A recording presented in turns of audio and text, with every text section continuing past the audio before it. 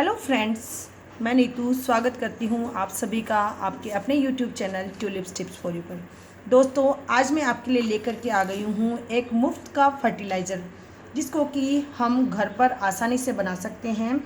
और इसको किस तरीके से हम घर पर बनाएं, कौन कौन से प्लांट्स में यूज़ करें, कौन सा तरीका है इसको यूज़ करने का, उसके बारे में मैं आज आपको फुल इन्फॉर्मेशन दूंगी, तो आप लोग फुल एंजॉय कीजिएगा। दोस्तों, ये है वुड ऐश, जो कि लकड़ी की राख जिसे हम कहते हैं।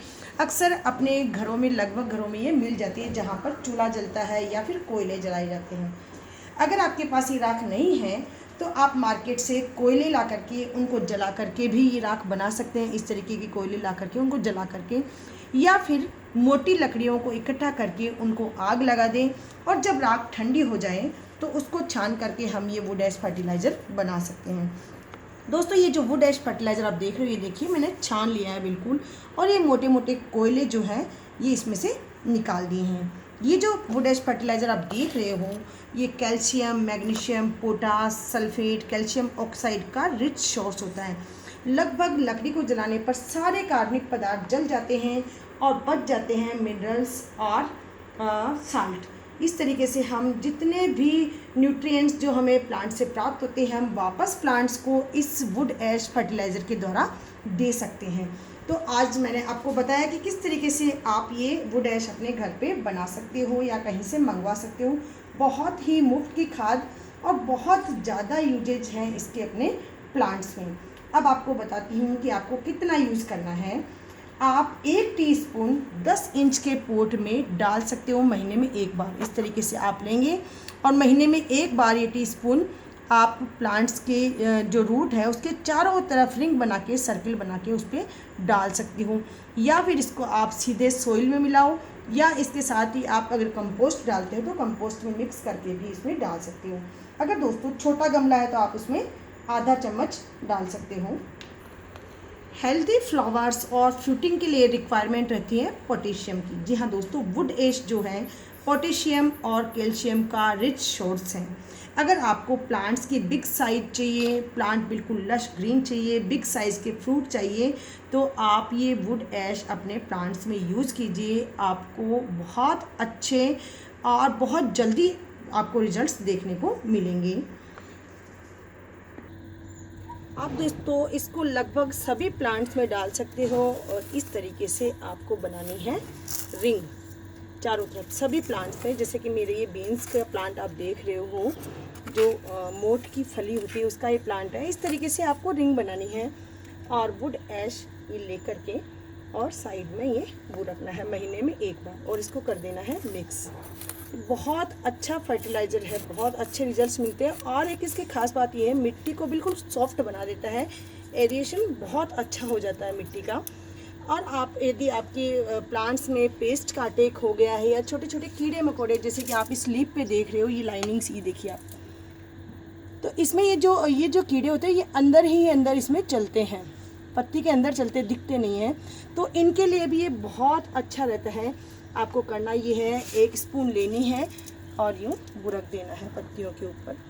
जितने भी आपके सब्जियों के प्लांट्स हैं, बेस्ट फ्रूटिंग के लिए ये अच्छे हैं। तो इस तरीके से आपको शाम को बुरक देना है, या आप अर्ली मॉर्निंग बुरकिए और पूरे दिन इसको रहने दें। सारी पत्तियों पर आप ये बुरक दें। कोई भी किसी भी तरीके का इसमें ये कोई हार्मफुल नहीं है। बहुत अच्छे रिजल्ट्स इसके देखने को मिले हैं। रात को इस तरीके से बुरके रहने दें, और दूसरे दिन आप प्लांट्स को अच्छे से नहला दें, छिड़काव कर दें, ताकि पूरी वुड ऐश उतर जाए। इस पे डालने से क्या है कि इन पे जो पेस्ट वगैरह हैं उनको सांस लेने में दिक्कत होगी और वो ख़त्म हो जाएगी, पूरी तरह से नष्ट हो जाएंगे। एरिएशन भी बहुत अच्छा हो जाएगा अपने प्लांट्स का। फ्रूटिंग के लिए बेस्ट है वुड ऐश। अगर आपके प्लांट, कई जो पौधे होते हैं प्लास्टिक के गमले में उगाए रखते हैं, उसमें मॉस उगाती है तो प्लांट हेल्दी नहीं रह पाता, तो उसके लिए भी ये बेस्ट है। मॉस ग्रो हो रही है तो आप उस पर ये डाल दें, मॉस बिल्कुल ख़त्म हो जाएगी। कीड़े मकोड़ों को भी ये नष्ट कर देता है। तो दोस्तों, मैंने आपको बता दिया कि किस तरीके से हमें घर पे ये खाद बनानी है, मुफ्त का फर्टिलाइज़र। और कौन कौन से पौधों में हम इसको दे सकते हैं। लगभग सभी प्लांट्स में आप दे सकते हो, लेकिन ध्यान रहे जो ज़्यादा एसिडिक लविंग प्लांट है उसमें आप हिसाब की मात्रा, बहुत कम मात्रा में दें। ये नहीं कि आप हर दूसरे चौथे दिन ये डालते रहे, क्योंकि इससे क्या है कि अपनी जो मिट्टी है उसकी एसिडिटी कम होती है, एल्कलाइन नेचर उसकी बढ़ती जाती है, यानी कि पीएच बढ़ती जाती है। ये आप कीड़े मकोड़ों के प्रिवेंशन के लिए डाल सकते हैं, फंगल अटैक हो उसके लिए डाल सकते हैं। एंटी फंगल इसको कहा जाता है, एंटी बैक्टीरियल भी है। कैल्शियम, मैग्नीशियम, पोटास सभी का ये रिच सोर्स है। लेकिन आपको ध्यान रखना है कि आपको इसे रोज़ प्लांट में, टोमेटो में, पोटैटो में, ब्लूबेरी में बहुत कम मात्रा में डालना है। जब उसमें कोई प्रॉब्लम हो तभी आप डालें। हालांकि रोजेज़ में फ्लावर्स की जो मात्रा बढ़ाने के लिए, कलर्स बढ़ाने के लिए इसको डाला जाता है, लेकिन रोज़ और टोमेटो ऐसे प्लांट है जो बेस्ट एसिड लविंग प्लांट्स उनको कहा जाता है, तो उसकी ज़्यादा मात्रा अगर डालेंगे तो उन पे ये विपरीत प्रभाव डालेगा। तो आप ध्यान रखिएगा, एसिड लविंग जो प्लांट होते हैं उनमें आप कम से कम यूज़ करें। एक इसका आपको मैं ये और उपाय बताती हूँ। पाला जब पड़ता है, बहुत ज़्यादा सर्दी होती है, उस टाइम पे अपनी पत्तियाँ जो है ख़राब होने लग जाती है, पौधा मर सा जाता है, तो पाले से ये बहुत अच्छे से प्लांट को बचाता है। प्लांट की पत्तियों पर और चारों तरफ अगर इसका छिड़काव कर दें तो पाले से बहुत हद तक बचाव हो जाता है। अगर आपके प्लांट में स्नेल, स्लग्स ये लगे हुए हैं तो भी अगर आप इसका यूज़ करेंगे तो ये बहुत फ़ायदेमंद रहेगा। तो दोस्तों ये थे राख को यूज़ करने के तरीके, किस तरीके से कौन कौन से प्लांट में कब और कितनी मात्रा में हमें यूज़ करना है, ये लगभग मैंने आपको इसमें बता दिया है। फिर भी अगर आपके मन में कोई क्वेरी हो तो आप मेरे कमेंट बॉक्स में जाके कमेंट कीजिएगा और मेरे चैनल को सब्सक्राइब कीजिएगा। Thank you for watching.